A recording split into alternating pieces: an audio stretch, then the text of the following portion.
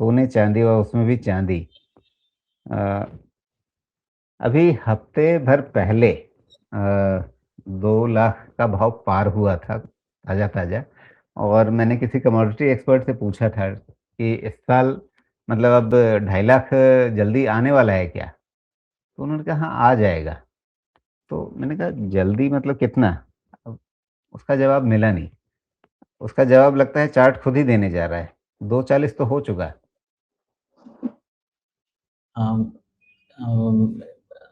Sorry, ये चांदी है ना? जी। चांदी राजीव जी मेरे पास 75 के आसपास मैंने कहाँ तक एक्सपेंशन इसका लिया है। 65-70 तो पहला रखा था मैंने एक्सपेंशन। डॉलर वन भाव में सेकेंड। पहुँच गए सोमेश जी। जी।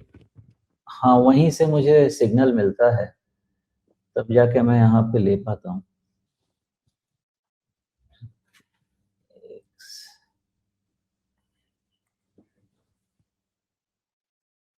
हाँ, चांदी शायद, हाँ मिल गया। तो एक्सपेंशन $85 तक के ही हैं। बहुत बहुत ज़्यादा तेज है, बहुत ही ज़्यादा तेज है। पहला एक्सपेंशन तो हाँ राजू जी, ये तो आ रहा है 85। इससे ज़्यादा मैं जी। डॉलर में तो देख नहीं रहा इसको। तो उसके हिसाब से आप समझे कि 80 से 85 और कितना रन रह सकता है, 5-7% का। तो उतना रन रख लेते हैं और फिर इवैल्यूएट करते हैं, बिकॉज़ ये भी बहुत बड़े रिस्क ज़ोन में जा रहा है, ऐसा देख के तो लग रहा जी। बहुत बड़ा रिस्क ज़ोन। मतलब क्या 2026 चाँदी के लिए रिवर्सल का साल हो सकता है, या जो थ्योरी चल रही हैं, जो कहानियाँ चल रही हैं कि भई इसकी माँग तो कम नहीं होने वाली और जो नया जो भी भंडार आ रहा है चाँदी का बाज़ार में, वो बाज़ार में तो टिक नहीं रहा है, वो तो इंडस्ट्रियल खपत में जाकर के कंज़्यूम हो जा रहा है। है। उस थ्योरी को मना तो नहीं कर सकता मैं। लेकिन इसमें एक ही पॉइंट ये है कि हर चीज़ का ना एक डिफाइंड वैल्यू होता है। ऐसा नहीं है कि ये, अब हम कोई चीज़ खरीद रहे हैं एज़ इनपुट मटेरियल, सामने डिमांड भी तो वैसे ही होनी चाहिए कि उस जी। कॉस्ट की डिमांड हो। तो अभी ये तो मैं नहीं कह सकता कि चांदी की रैली खत्म हो जाएगी, लेकिन 2026 तक की बात करें तो वोलेटिलिटी ज़रूर देखने को मिलेगी आपको, बहुत ज़्यादा। क्योंकि इस लेवल पे आके मैं ये समझने या मानने को रेडी नहीं हूँ कि सिल्वर या गोल्ड वोलेटाइल नहीं होगा। लेकिन ये भी उतना ही सच है कि अभी भी इनका डिप पे खरीदा जा सकता है, अभी भी ऐसा लग रहा है। और जी। चांदी could be preferred more against gold. Dip पे खरीदना, अगर इस रणनीति पे हम चलते 140 से 240 हो गया, वो डिप तो मिला नहीं कहीं। तो छोड़ देंगे, लेकिन ऐसा है कि रिस्क तो होता है। और आप देखा जाए तो इक्विटी से ज़्यादा वोलेटाइल होते हैं गोल्ड और सिल्वर। अभी वोलेटिलिटी ना आए, सेकेंड हाफ में आए 26 के, लेकिन आएगी और एंट्री पॉइंट मिलेगा, ऐसा तो नहीं होता कि नहीं मिलेगा। अभी तो फोमो दिख रहा है चांदी जी। में, तो फोमो में खरीदना तो नहीं चाहिए, बाकी लोगों की अपनी इच्छा। जी। ठीक है, तो चांदी का अभी क्या 240 का हमें 250 का आंकड़ा दिख जाएगा जनवरी में ही? दिख जाना चाहिए, क्योंकि अभी मोमेंटम बहुत हाई। 240, जी। 10,000, 10,000 कितना हुआ?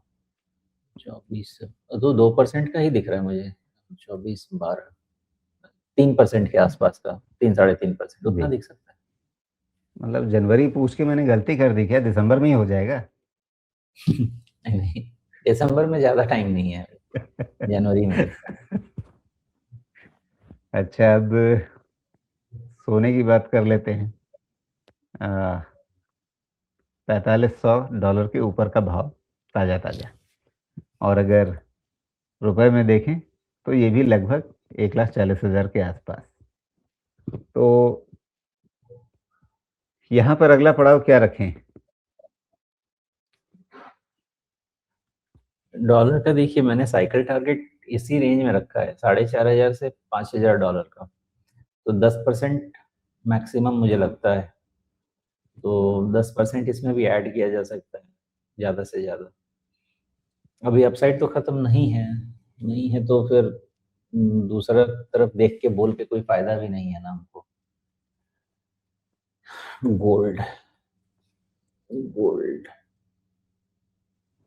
हाँ, एक सेकंड। गोल्ड, ये अभी भी इसके एक्सपेंशंस तो होंगे, बट इस लेवल से रिस्क तो बहुत रहेगा। 4700 नहीं राजेश, अभी भी गोल्ड में भी है, साइकिल्स हैं इसके। पहला साइकिल 45 से 50, यहाँ मतलब 4500 से $5,000। फिर अब गोल्ड भी बहुत वोलेटाइल होना चाहिए। जी, मतलब अगर 45 से 50 पर चला भी गया, मतलब 4,500 से $5,000 के भाव पे, तो उतार-चढ़ाव का खतरा वहाँ पे बना रहेगा। आज की तारीख में अगर किसी को एकदम कंपल्सन है कि नहीं मुझे सोना या चाँदी खरीदना ही है, तो आप सोने पर ज़्यादा बेट करेंगे, दाँव लगाएँगे या चाँदी पर? नहीं, मैं तो हमेशा एक प्रोबेबिलिटी थियरी फॉलो करता हूँ। 5 टू 8% नॉर्मली अब एसेट एलोकेशन होता है ना, एसेट एलोकेशन में हर एसेट का एक एलोकेशन है और सबका साइकिल अपना-अपना आता है। एक समय से सोना सोया हुआ था, चाँदी सोया हुआ था, तो उस समय नहीं दिखा। अभी चल रहा है, तो जनवरी 5-8% जिस 2025 में अगर इस एलोकेशन पे आप जनवरी 2025 में थे, तो वो एलोकेशन अपने आप बढ़ कर के 5 का 10 हो गया होगा या 10 का 20 हो गया होगा। वही वही पॉइंट, एग्ज़ैक्टली वही लाइन में लेके आ रहा था कि आपका एलोकेशन अगर 5% है, तो सब डबल हो गया, तो 10% हो गया है। तो एलोकेशन मुझे नहीं लगता कि 10% के ऊपर करना भी चाहिए। और एसेट एलोकेशन में ऐसा नहीं है कि सोना और चांदी आपने सिर्फ बार और ये खरीद कॉइन खरीद के रखा है तभी देखना चाहिए।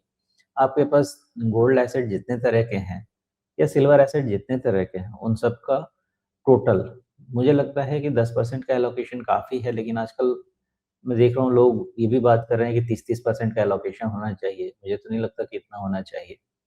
मेरे अंदाज़े से 10% तक का एलोकेशन ठीक है, बिकॉज़ अब जी। मल्टी एसेट्स में रहना ही रहना होगा।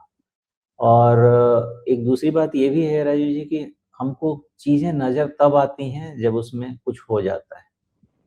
तो जब कुछ नहीं हुआ था तो गोल्ड सिल्वर नज़र नहीं आया था, आज कुछ नहीं हो रहा है तो इक्विटी नज़र नहीं आ रहा है। जब हो जाएगा तो अपना-अपना एसेट क्लास नज़र आता है। बट बुद्धिमानी तो इसमें इशारा होती है ये है कि कि अगली बारी जो है, अगली बारी ये सोना-चांदी नहीं इक्विटी की बारी है। आएगी, आनी ही है।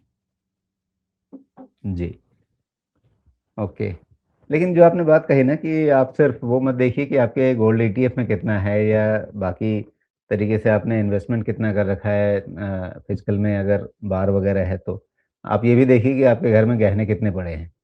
लेकिन यही सवाल मैंने एक म्यूचुअल फंड के सीईओ से पूछा था, उन्होंने कहा कि नहीं आप सिर्फ़ फ़ाइनेंशियल इन्वेस्टमेंट जो आपने सोना-चांदी में कर रखा है, आप सिर्फ़ उसी को गिनिए क्योंकि घर में जो सोना पड़ा हुआ है, वो कभी आपका बिकने के लिए नहीं आने वाला है। आप उसमें ट्रेड नहीं करते, आप उसमें एक्सपोज़र घटाते-बढ़ाते नहीं हैं, वो आपको जब खरीदना है तो खरीदना ही है और एक बार खरीद लिया तो फिर बेचना नहीं है।